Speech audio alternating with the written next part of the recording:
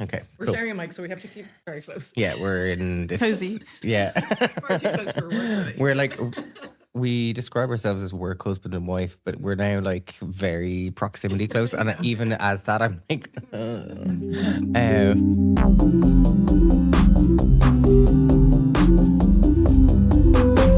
Welcome to In Bits, the podcast that deconstructs our digital lives.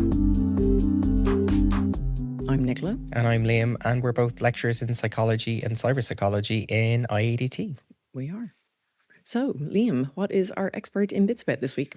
Our expert is in bits about our perceptions, particularly public perceptions of social media, what it is, and how, as a result of this, we conduct research. So this comes back to like a research methodsy approach. Like if we can't define something, how do we measure it and how do we provide an intervention? Yeah. I found this one really interesting. The idea that people just can't agree on what a social network or media is and like how much difference there is. There's a fair amount of agreement on some of it, but then like there's just massive disagreement after that. It's so fascinating. So this is future Dr. Evelyn Murray. So enjoy listening to this one. So Evelyn, thank you for joining us. We attended your talk at the beginning of the conference, and I was like, I pulled out my phone and I started actually writing questions for you for the end of the talk. And then I was like, no, I need to just we need to see, will she join us? So what I want to do is ask you to start to like introduce yourself, chat to us about your research and what actually started your interest in that area. Yeah. I'm Evelyn, and I currently work at Aston University. I am a PhD candidate in my second year of my 3-year PhD. And I'm looking at how social media use, specifically different styles of social media use, impact well-being in a very simple capacity. The title is simple, but the project is less so. And the talk I gave at this conference was almost a black sheep of my project. It's the first one, and it's the one that was spearheaded by one of my rants, essentially. And it's, looking at the public perceptions of social media use in a mixed methods approach. And that really began because as you begin any research field, you try and define your variables. And I really couldn't find clear definitions of social media that gave any encompassing definition for social media that aligned with the way that I approach it. I think a lot of us have that immediate perception of what social media is. We have a few platforms in mind that we think of when we use social media, but it turns out a lot of people don't have consistent those social media platforms. Yeah, I wanted to know how people feel about it because that informs a lot of the digital literacy and a lot of the policy making. If we know how they're feeling, we know how to approach the concerns, we know how to approach and support and what we're looking at research, because anecdotes are not research, but they begin the questions and they begin the information. And then the rest of my project looks at experimental objective measures of social media use. So a lot of combating the cross-sectional issues that we're finding in the social media and wellbeing field.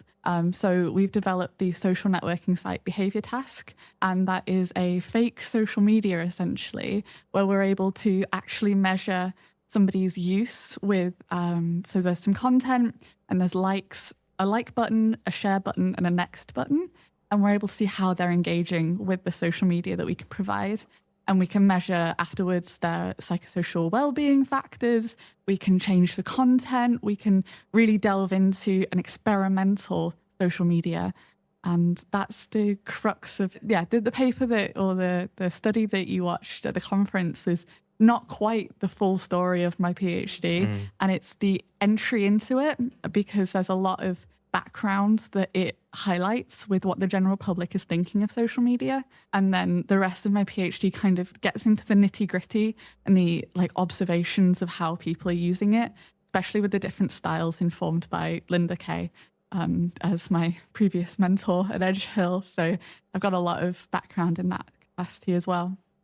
I think in your results, like we have a lot of, I suppose, moral panics or prejudice around like how young people use social media, and it's always going to be terrible and their experiences are awful and they get nothing good about it. And we kind of tend to fixate or focus in on that young people are having all these terrible experiences. And in your work that you were presenting, you were talking about young people having like a more balanced experience and being able to kind of mitigate some of the risks that we're worried about. Could you chat a little bit about that? Yeah, so a lot of the specific social media use that we got people to talk about, they really highlighted the context dependence of it. They really talked about how their experiences vary across different platforms, across different days of the week. It depends, or there was one quote, it's like, it depends how mean people are to each other. And I think that really indicates how fluctuating and dynamic a lot of social media use can be. Yeah, a lot of the adolescents that we used were mixed.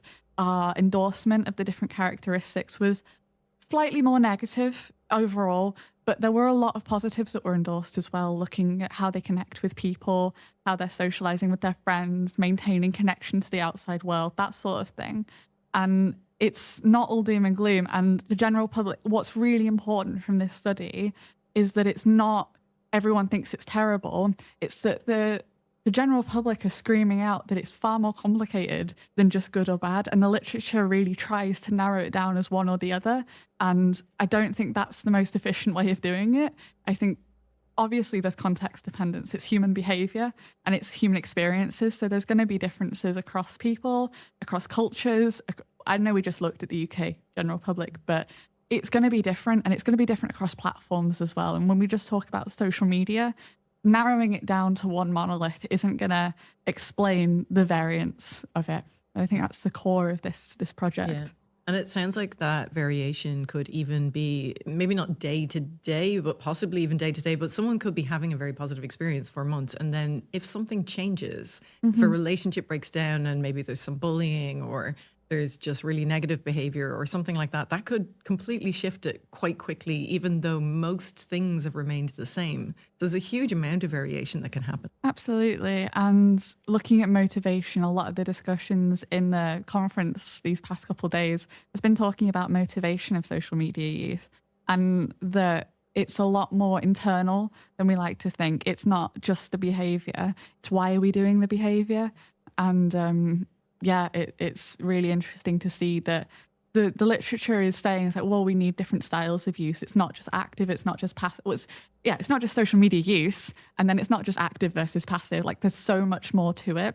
And then without prompting it, we prompted it a little bit at the end, but that was right at the end of the study. But before that, we even had participants saying, it's like, oh, it depends. Like some days it's really good for me and I get to talk to my nan that lives really far away. And then other days it's like, well, I'm addicted to it, or like, oh, I fear that I'm missing out all the time, or it's causing all my anxiety. It's like, well, and that's anecdotal, but it's still starting those conversations about what is social media. It's one of my favorite things. What is it? Yeah. And why are we using it? How are we using it? And what for? And what are the impacts of that? Because it's such a big conversation to have, and trying to keep it as one monolith that is good or bad, it doesn't answer the question. It's too simple, far too simple. So getting back to that idea of what is social media, I found it really fascinating. There's some that people agree on, so I'll get you to talk about that. But the more interesting to me is the ones that people almost completely disagree on. It's almost like half and half or less. So I'd love you to talk about that a little bit. I don't really have an answer for you. I think it's a lot of what the media talks about, what's social media, and that's partially the researcher's responsibility as well to inform what the research and the literature is saying about social media. And when we talk about social media, we talk about Instagram, we talk about Facebook, we talk about TikTok a lot, and sometimes we talk about X, and almost that level of popularity is that level of agreement as well. So we don't talk about how Strava affects people's well-being that much. We don't talk about how Wikipedia makes people feel connected to each other. So I think there's an element of being more inclusive of just being more specific about what social media we're talking about. Because these can be functionally really quite similar. I still argue that Facebook and LinkedIn are the same thing, but with different hats on.